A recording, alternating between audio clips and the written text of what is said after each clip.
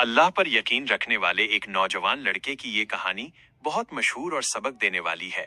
ये कहानी हमें सिखाती है कि जब हम अल्लाह के लिए कुछ छोड़ते हैं तो वो हमें उससे बेहतर अता करता है। एक गरीब तालिबे इल्म और सोने का हार। बहुत समय पहले की बात है। एक नौजवान लड़का एक मदरसे में दीन की तालीम हासिल करता था। वो बहुत नेक था, लेकिन उसके पास खाने के लिए पैसे नहीं थे।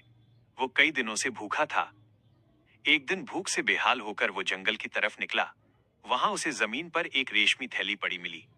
जब उसने उसे खोला तो उसकी आंखें फटी रह गईं।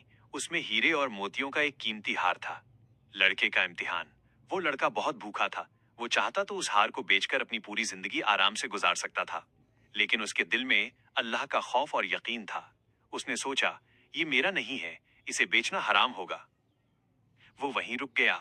तभी उसने एक बूढ़े शख्स को रोते हुए और अपने हार को ढूंढते हुए देखा। लड़के ने फौरन वो हार उस शख्स को लौटा दिया। बूढ़े शख्स ने खुश होकर उसे इनाम देना चाहा, लेकिन लड़के ने कहा, मैंने ये हार अल्लाह की रजा के लिए लौटाया है, मैं इसका बदला इंसानों से नहीं चाहता। अल्लाह का फैसला।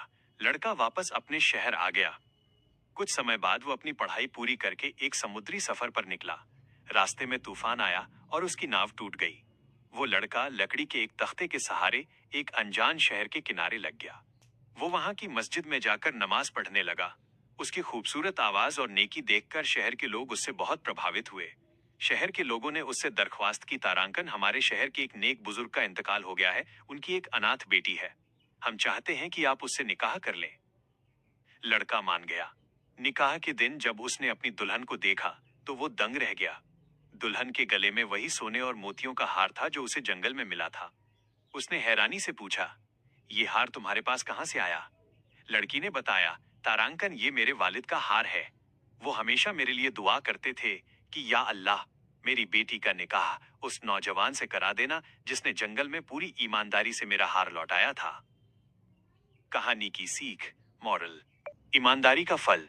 जो चीज उस लड़के ने अल्लाह के डर से ठुकरा दी थी, अल्लाह ने वही चीज उसे हलाल तरीके से वापस दे दी। सब्र और यकीन। अगर हम भूख या तंगी में भी गलत रास्ता नहीं चुनते तो अल्लाह हमारे लिए ऐसे रास्ते खोलता है जिसकी हम कल्पना भी नहीं कर सकते।